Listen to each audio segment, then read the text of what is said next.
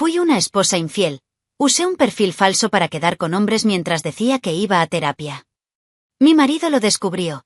Creó un perfil falso y ejecutó una venganza brutal y trágica. Si te gustan las historias de traición y venganza, dale like al vídeo, suscríbete al canal y activa la campanita para recibir notificaciones de nuevas historias. Mi nombre es Regina. Tengo 38 años y he sido ama de casa durante casi todo mi matrimonio. Durante casi 2 décadas estuve casada con Fernando, un hombre de 42 años, dueño de un concesionario de autos usados.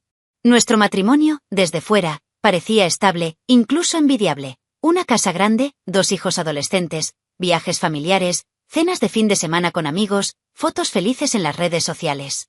Era el tipo de vida que la mayoría de la gente sueña con construir, pero dentro de mí, una parte de mí se había estado pudriendo silenciosamente.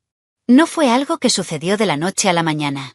Era un cúmulo de frustraciones, de palabras tragadas, de deseos ignorados y de un silencio emocional que se estaba volviendo ensordecedor. Fernando siempre ha sido un buen proveedor. Trabajó duro, a veces demasiado. Llegaba a casa cansado, exhausto y cuando tenía tiempo, quería descansar en lugar de hablar. Yo, que pasaba mis días entre el supermercado, la colada y la preocupación por mis hijos, me sentía invisible. Empecé a notar que me miraba menos, que apenas entendía cuando me cortaba el pelo o cambiaba la decoración de la habitación. Y lo que es peor, empecé a sentir que podía desaparecer durante un día entero y que él ni siquiera se daría cuenta. Probamos la terapia de pareja por un tiempo, pero él se dio por vencido después de las primeras sesiones. Dijo que era algo para gente con tiempo libre y que simplemente teníamos que esforzarnos más. Pero yo era el que siempre se esforzaba. Fue en este agujero emocional donde empezó a echar raíces el deseo de ser notado, querido y escuchado. Al principio, hubo búsquedas inofensivas en foros y lecturas aleatorias sobre relaciones alternativas. Luego vinieron los vídeos, las historias, los grupos secretos en las redes sociales. Un día, en un estallido de adrenalina silenciosa, creé mi primer perfil falso. No usé mi nombre ni mi ciudad. Elegí el nombre Isadora, una mujer inventada, sensual, sencilla y libre. Publiqué fotos que encontré en línea de una mujer morena con cabello ondulado. Un chico que siempre quise ser. Era solo curiosidad, me dije. Solo un juego. Nada serio. La sensación de tener el control era como una nueva droga. Los elogios llegaron en minutos. Hombres de todas las edades, perfiles e intenciones llenaron mi buzón de mensajes como si yo fuera algo valioso, deseado. Algo que no había sentido en mucho tiempo. Comencé a responder tímidamente, riéndome de las malas frases para ligar. Pero con el tiempo, me dejé seducir por la atención. Era adictivo. Con cada conversación me sentía más viva, más poderosa. Fue como si Isadora tomara el lugar de Regina. ¿Y en serio? La prefería a ella. Era más fácil ser querido que ser ignorado en mi propia casa. Con el tiempo dejé de simplemente hablar. Empecé a coquetear, a hacer videollamadas, siempre teniendo cuidado de no mostrar mi cara. Aprendí trucos para ocultar mi identidad, descargué aplicaciones seguras, creé coartadas para sesiones de terapia y reuniones de grupos de madres. Empecé a salir de casa vistiendo ropa distinta a la que él veía. Y aún así, no se dio cuenta. Un día entero fuera de casa y Fernando acaba de preguntarme si me había acordado de recoger el pan o pagar la factura de la luz. Esto no hizo más que alimentar la certeza de que mi matrimonio estaba muerto y que yo era el único que todavía intentaba parecer vivo. Los encuentros cara a cara comenzaron con un hombre casado. Era arriesgado, pero también más seguro. También tenía algo que perder. Solíamos reservar alojamiento en moteles del barrio, lejos de donde vivíamos. Me hizo preguntas, elogió mi cuerpo y dijo que nunca había visto a una mujer tan sexy. Todo era mentira, por supuesto. Pero en ese momento, parecía cierto. Luego vinieron otros. Y luego otros. Y finalmente, ya tenía 3 perfiles diferentes, con 3 mujeres diferentes que creaban narrativas paralelas. De algún modo lograría mantenerlo todo en marcha. Era una especie de mentira que crecía como una red y yo ya estaba atrapado en ella sin darme cuenta. No fue hasta que conocí un perfil diferente, un hombre que parecía más tranquilo, más observador y que me hacía preguntas inusuales, que algo empezó a salirse de control. Era como si me estuviera estudiando. Y yo, tonta y necesitada, me acerqué a él sin notar las señales. Pero esa parte, te la cuento después. Cuando me di cuenta, ya lo tenía. 3 mujeres viviendo dentro de mí, Y ninguna de ellas era Regina. Yo era Isadora, Mariana y Leticia. Cada perfil falso tenía una personalidad específica, una forma de hablar, de seducir, de atraer a los hombres como un imán. Las fotos que utilicé fueron cuidadosamente seleccionadas. Fotos de archivo, perfiles falsos robados, partes de mí editadas y borrosas. Aprendí a moverme como un mentiroso profesional. Utilizaba correos electrónicos cifrados, aplicaciones de mensajería protegidas con contraseña y nunca dejaba ningún rastro evidente. Me sentí como si estuviera dominando un juego que nadie más sabía que existía. Fui amante, actriz y estratega, todo en uno. Mis reuniones empezaron a hacerse frecuentes. 2, 3 por semana. A veces vi a 2 hombres en el mismo día. Moteles baratos, autos en estacionamientos de centros comerciales, habitaciones alquiladas a través de aplicaciones en barrios remotos. Siempre tenía una excusa preparada para Fernando: terapia, reunión de grupo de madres, voluntariado en la iglesia. Él nunca cuestionó. Y eso me dolió más que si me hubiera espiado. Porque su silencio era la prueba de que yo era invisible. Un día, llegué a casa con el maquillaje corrido, sudando, con el pelo todavía oliendo a perfume de hombre, y él simplemente me preguntó si había recogido el arroz integral. Eso dolió. Más de lo que admito. Comencé a grabar vídeos. Primero, solo mi voz. Entonces, de mi cuerpo. Se lo envié a algunos de los hombres como prueba de exclusividad, como una forma de mantener el interés. Uno de ellos me pidió que filmara las reuniones y acepté. Colocó su celular en posiciones estratégicas y grabó todo: gemidos, tocamientos, la traición cruda y sucia. Me miré después, sola, como si estuviera viendo a una mujer que no era yo. Un alter ego erótico y poderoso. Comencé a usar estos vídeos para seducir a otros hombres, diciendo que era material exclusivo. Y funcionó. Muchos pagaron. Sí, empecé a recibir dinero. Nada escandaloso, pero suficiente para hacerme sentir valioso de nuevo. La mujer que cocinaba arroz, cuidaba a los niños y contenía las lágrimas en el fregadero de la cocina se convirtió en una estrella porno anónima en grupos privados de Internet. Y me encantó. Me encantaba el poder. La emoción. La sensación de que los hombres me estaban esperando, deseándome, gimiendo mi nombre, incluso si era un nombre inventado. Y al mismo tiempo, odiaba llegar a casa y ver a Fernando durmiendo en el sofá, con la televisión encendida a bajo volumen, como si no pasara nada. Caminé desnuda frente a nosotros y él ni siquiera levantó la vista. Esto me empujó de nuevo a la adicción. Porque sí, era una adicción. Un agujero sin fondo. Con el tiempo comencé a perderme. Confundí los nombres de los perfiles, de los amantes. Confundió los horarios, dándole el mismo audio a 2 hombres diferentes. Aún así, nadie sospechó, ni ellos ni mi marido. La verdadera Regina fue desapareciendo poco a poco. Ya no sabía lo que era mirarme al espejo sin sentir asco ni vergüenza. Pero aún así no pude parar. Era como una adicción a la adrenalina, a la seducción, a ser alguien. No solo engañé a mi marido. Me estaba traicionando a mí mismo. Y aún así, pensé que podía controlarlo todo. Que era demasiado inteligente para dejarse atrapar. Que ningún hombre podría engañarme. Hasta que apareció. Uno de ellos. Uno diferente. La forma en que hablaba, la forma en que se interesaba por lo que había entre líneas, la forma en que no insistía en ver mi cara, la forma en que parecía ya conocerme. Me elogió, pero sin halagos. Hizo preguntas que me hicieron sentir incómodo. Y eso, me excitó. Fue como si alguien finalmente estuviera mirando a Regina. Y sin saberlo, fue entonces cuando creé la trampa perfecta para mí. Cuando apareció el perfil de Lucas, ya estaba cansada de los hombres estándar, todos necesitados, predecibles, queriendo desnudos rápidos y encuentros en moteles baratos. Pero no lo hace. Lucas estaba en silencio, observador. No hizo preguntas obvias, no elogió mi cuerpo directamente, pero decía cosas como: «Suenas triste cuando hablas de tu rutina» o «Ese tono que usas cuando dices que amas a tu esposo, suena falso». Eso me desarmó. Por primera vez, sentí como si alguien estuviera escarbando en mi alma, no solo en mi cuerpo. Y eso, era como una nueva droga. Empecé a contarle cosas que nunca me había dicho a mí misma.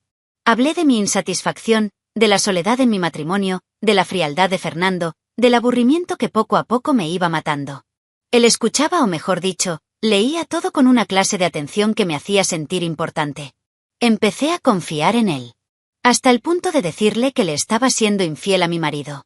Sin decir nombres ni detalles exactos, por supuesto. Pero hablé de las reuniones, de las mentiras, incluso de los vídeos. Y él dijo que entendía. Que no me juzgó. Que muchas personas vivían en relaciones muertas. Y que simplemente estaba intentando sentirme viva de nuevo. Dios sabe cuánto quería creer eso. Comencé a enviar fotos. Primero más sensual, luego más explícito. Por último, incluso compartí un vídeo, desde atrás, borroso pero real, de uno de mis encuentros más recientes. Dijo que tenía hermosas manos, que mi cuerpo se veía en paz en esa escena. Era poético, diferente.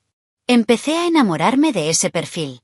Por la calma, por el cuidado, por la manera de decir que quizás conocerme en persona me salvaría de mí mismo. Fue como si hubiera aparecido para mostrarme que yo no era solo una mujer sucia.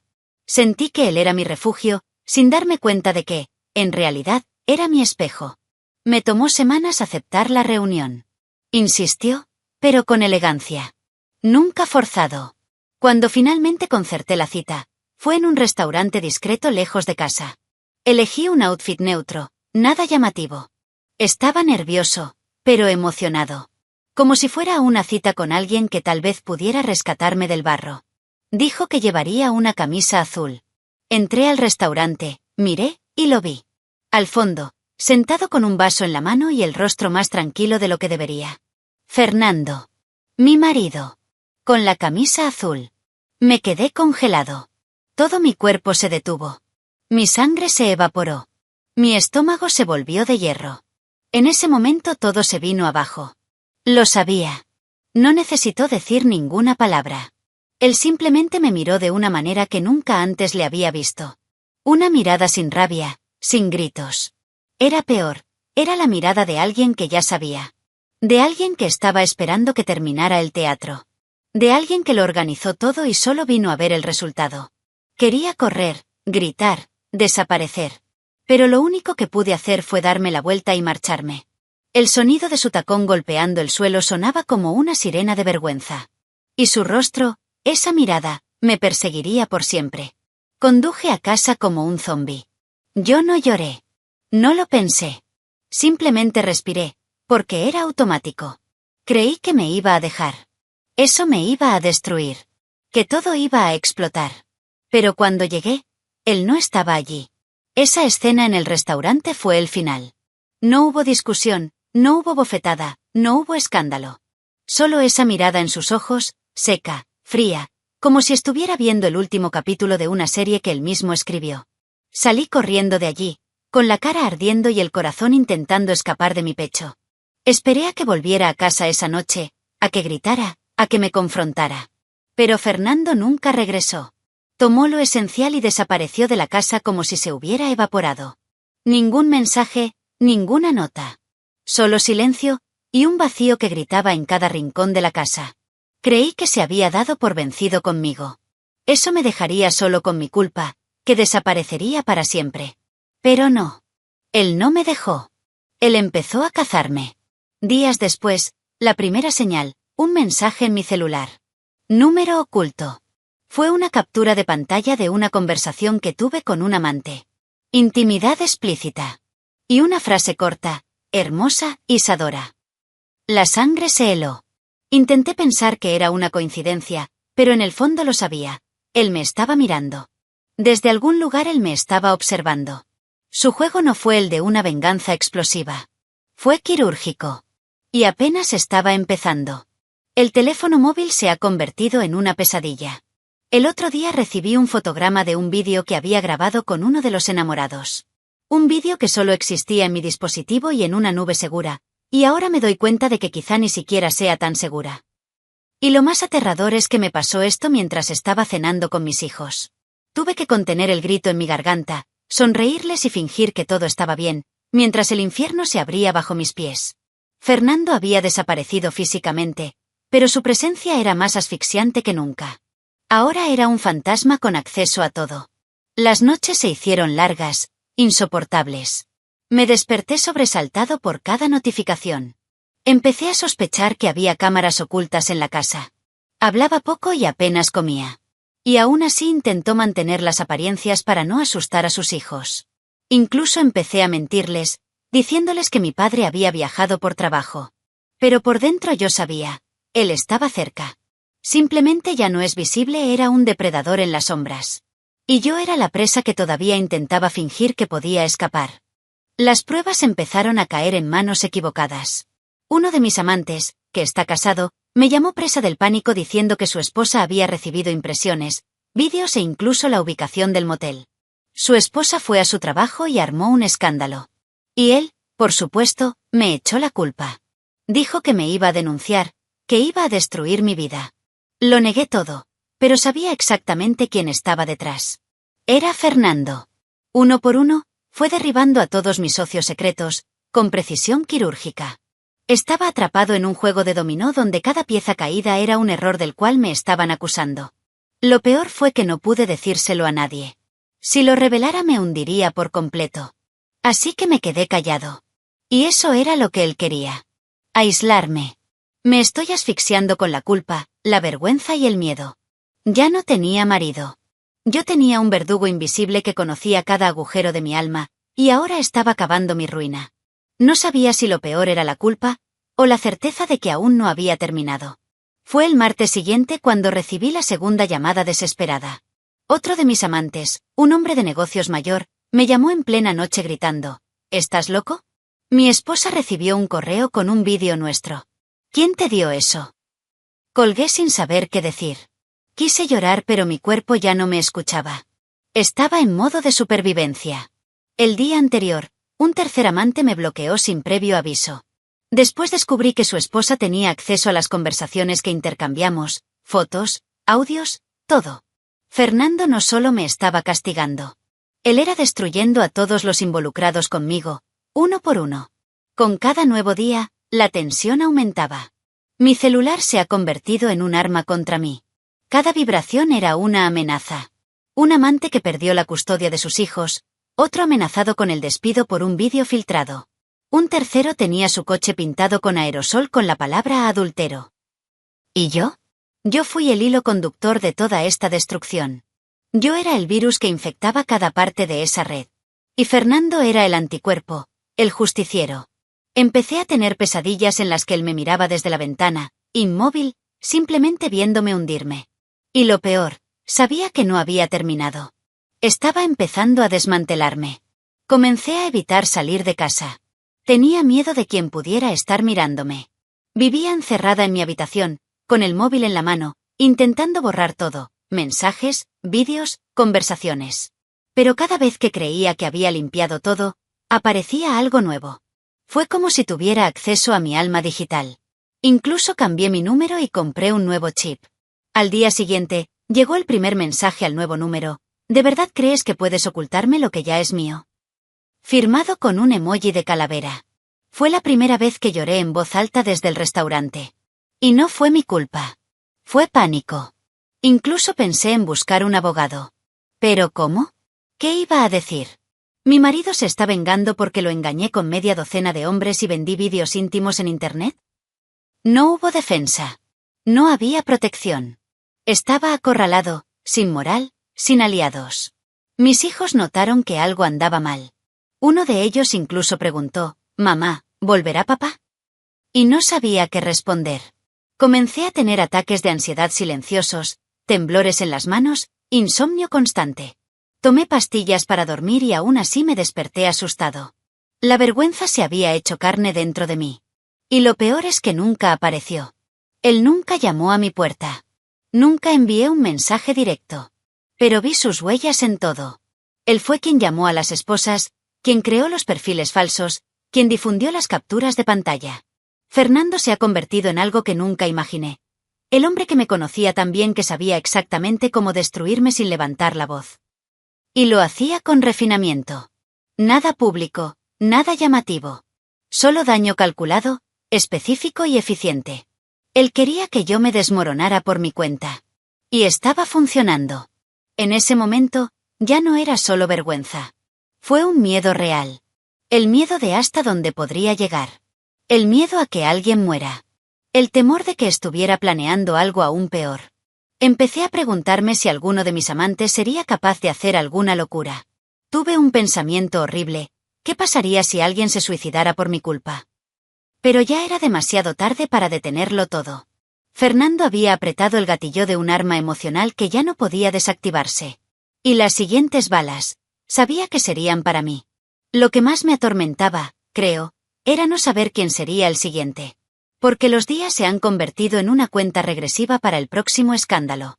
Y fue un sábado por la mañana cuando realmente cayó la bomba. Me desperté con notificaciones en mi teléfono. Grupo de chismes del pueblo. Titular de periódico local. Hombre casado es encontrado muerto tras filtración de vídeos íntimos. El nombre estaba allí. Él era uno de mis amantes. Su mujer se enteró de todo, se fue de casa con los niños y él no lo soportó. Se suicidó en su propio garaje. Con un tiro en la cabeza. Leí la noticia con temblor. El mundo se convirtió en polvo. En ese momento vomité. Literalmente. Corrí al baño y caí de rodillas. Vomité todo lo que tenía atrapado en el estómago desde el restaurante. El sabor amargo de la culpa, el olor de la sangre que no vi, pero que sentí correr por mis manos. Intenté llamar a Fernando. Llamé unas 10 veces. Envié mensajes rogando. Pedí hablar. Pedí perdón. Lloré sin poder respirar. Pero él nunca respondió. Ni una línea ni una palabra. Como si fuera invisible. O como si estuviera esperando que el mundo me castigara por ello. Y en cierto modo, realmente lo fue. Después de eso, la casa se convirtió en una tumba. Evitaba a mis hijos, caminaba como un fantasma. Dormí en el sofá y apenas comí. Las paredes parecían aplastarme. El sonido de la puerta que ya no se abría por la noche, el silencio de la habitación vacía, todo era un recordatorio de un hombre que había destruido y que ahora me devolvía la destrucción sin ponerme un dedo encima. Me sentí muerto por dentro. Pero al mismo tiempo, el miedo no me dejaba morir. Fue un castigo viviente. Una tortura lenta. Realmente le pedí a Dios que me borrara de la tierra. Pero su castigo fue dejarme con vida. Viva y consciente. Empecé a tener arrebatos. Me desperté gritando en medio de la noche. Vi a Fernando en los pasillos. Escuché sonidos de notificación que no existían. Mi cabeza era un campo de batalla. Empecé a tomar sedantes, cualquier cosa para dormir, para olvidar, para desaparecer. Pero no funcionó. Los rostros seguían apareciendo. Los vídeos. Las fotos. La sangre. Las esposas. Los mensajes. Todo. Un bucle eterno de vergüenza. Ya ni siquiera podía mirarme al espejo. Evitó sus propios ojos. Porque me juzgaron más que a nadie. Pensé en huir. En verdad. Vete a otra ciudad, cambia de nombre, desaparece. Pero eso fue cobardía. Fue exactamente lo que siempre fui, un cobarde. Afrontarlo era la única opción. Pero el destino, como siempre, es más cruel que cualquier plan humano. La invitación llegó en una tarde lluviosa. Uno de mis amantes más antiguos, Andrés, gerente financiero, casado, de 45 años, me pidió hablar fuera de la ciudad. Las filtraciones lo conmovieron. Su esposa lo había echado de la casa. Estaba perdiendo mi trabajo. Dijo que quería entender cómo salió todo a la luz. Dudé. Pero mi instinto culpable habló más fuerte. Quería al menos intentar ayudar a alguien. O quizás redimirme, no lo sé. Acepté. Quedamos en encontrarnos en una gasolinera y llevar su auto a un lugar más remoto. Estúpido. Todavía creyendo que algo se puede arreglar. Dentro del coche, el ambiente era tenso. Tenía ojeras y estaba nervioso. Sus manos temblaban sobre el volante. Intenté mantener la calma, pero estaba hecho pedazos. Preguntó en voz baja, ¿fuiste tú quien le envió eso a mi esposa? Lo negué. Dijo que no tenía idea de cómo había salido. Pero él no lo creyó. Dijo que tal vez Fernando estaba involucrado. Y me quedé congelado. Lo miré y le dije, Andrés, Fernando lo sabe todo. Y les está haciendo esto a cada uno de ustedes. Yo también soy una víctima. Al mismo tiempo, su rostro cambió. Una mezcla de miedo, desesperación y culpa. Empezó a hablar rápidamente, confundido. Dijo que tenía miedo de perder a sus hijos y que su exesposa lo amenazó con acusaciones. Dijo que se suicidaría. Intenté calmarlo. Grité. Le pedí que parara el coche, que respirara. Pero pisó el acelerador. La carretera estaba mojada, las curvas eran cerradas. Le rogué que parara. Lloró, tembló, gritó. Y entonces, todo se volvió negro. Un ruido seco y fuerte. Una vuelta. Rotura de cristales. Doblado de hierro. Cuando abrí los ojos el coche estaba destrozado, de lado. Mi cabeza palpitaba. La sangre corría por su frente. Y Andrés, estaba muerto. Su rostro todavía me persigue. Ojos bien abiertos y vidriosos. Manos ensangrentadas en el volante. La sirena de la ambulancia a lo lejos, los gritos de los curiosos, todo parecía una película muda. En el hospital dijeron que murió instantáneamente. Sobreviví con múltiples heridas y un corte profundo en la cara que requeriría cirugía. Y allí, entre morfina y recuerdos desgarradores, recibí la visita del destino. Una enfermera entró con un sobre. Tu marido dejó esto para que te lo entregaran en caso de que te pasara algo grave. Era una carpeta con documentos y una carta. De Fernando. Escrito. Abrí los papeles con manos temblorosas. Y vi allí, delante de mí, la advertencia final. Prueba de que todo lo que pasó, ya había sido predicho por él. Fernando no necesitó mover un dedo para aplastarme. Él simplemente me entregó a mi propio veneno. Y antes incluso de leer la carta, supe que la frase real no estaba en el accidente. Estaba en las palabras que vendrían. Pero eso, solo lo pude afrontar al día siguiente. Me tomó un día entero poder tocar ese sobre nuevamente. Estaba en el cajón de la habitación del hospital, escondido como un fantasma que no quería liberar. Pero el dolor de la cirugía facial, el sonido constante de los monitores cardíacos y el recuerdo de Andrés muerto a mi lado en el auto seguían presionándome. Necesitaba afrontarlo. Necesitaba leer lo que Fernando había dejado. Cuando finalmente rompí el sello, sentí como si estuviera abriendo mi propio certificado de muerte emocional. Era su letra.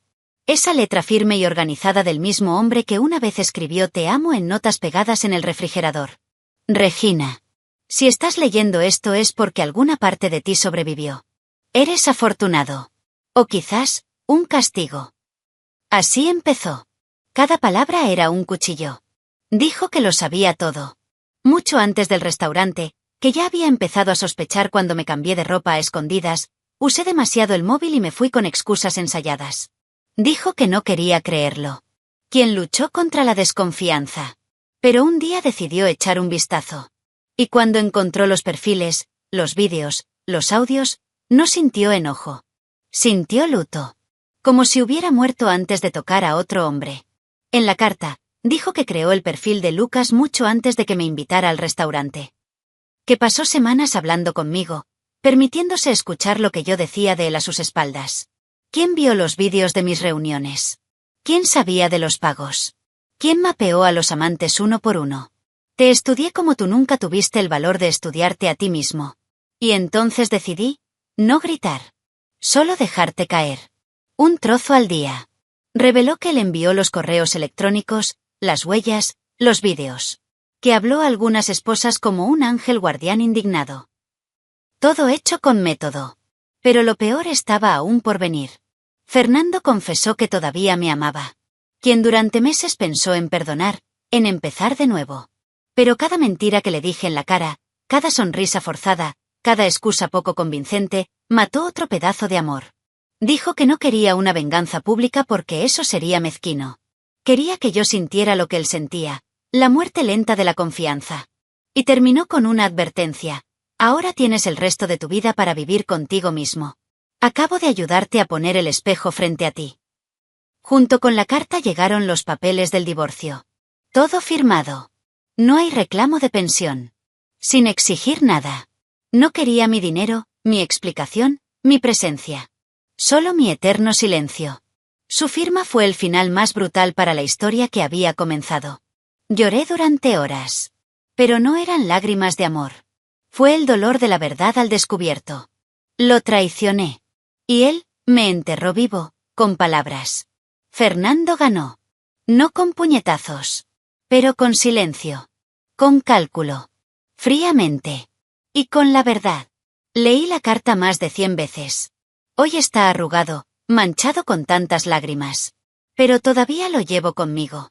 Porque ella es todo lo que le queda. Y todo lo que queda de mí.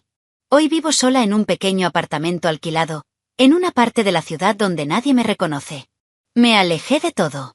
De amigos, familiares, niños, que se fueron a vivir con su abuela paterna y solo me ven de vez en cuando. Tengo cicatrices en la cara que ni siquiera el maquillaje puede ocultar. La más profunda recorre mi mejilla izquierda, cortando mi sonrisa por la mitad como un recordatorio eterno de quién era, y de lo que hice. El espejo es cruel. Él no solo muestra su cara, muestra su alma. Y el mío es gris, lleno de agujeros. Como una casa abandonada después de un incendio. Ya no trabajo. ¿Quién me contrataría después de todo? ¿Una ama de casa convertida en adúltera amateur en vídeos que destruyó familias y causó la muerte de un hombre? Me convertí en un nombre susurrado en los pasillos. Una historia que las esposas cuentan para asustar a sus amigas: no te conviertas en una Regina. Mi nombre se convirtió en una advertencia. Vivo de pequeños favores, del resto de lo que logré vender. Y aún eso, se siente pesado. Porque cada objeto que vendí tenía una historia que ahora no quiero recordar. Incluso el sofá donde dormía. Incluso los cubiertos que usaba para cenar. Todo me castigaba con recuerdos. Por la noche sueño con hombres. No los amantes. Pero con Fernando. Y con Andrés. El sonido del accidente. El ruido del impacto. Los ojos abiertos de un hombre muerto. Y el silencio de una persona viva que me abandonó en la vida. Sueño con esposas gritando, niños llorando, celulares vibrando con capturas de pantalla que se filtran para siempre. A veces me despierto y pienso que todavía estoy en el coche. A veces desearía serlo. He pensado en acabar con todo. Pero no puedo. Porque creo que merezco quedarme aquí. Ser recordado, castigado, maldecido. Vivo, pero roto. Cada día abro su carta. Lo leí de nuevo. Lloro en las mismas partes. Me odio en las mismas frases. Y yo me pregunto ¿por qué? ¿Por qué desperdicié tal amor? ¿Por qué vendí mi alma en piezas tan baratas? Pero ya es demasiado tarde. Nadie perdona a una mujer como yo. Ni siquiera Dios, creo yo. Porque él miraba todo. Y no hizo nada. Solo esperaba el final. Eso vino como una tormenta.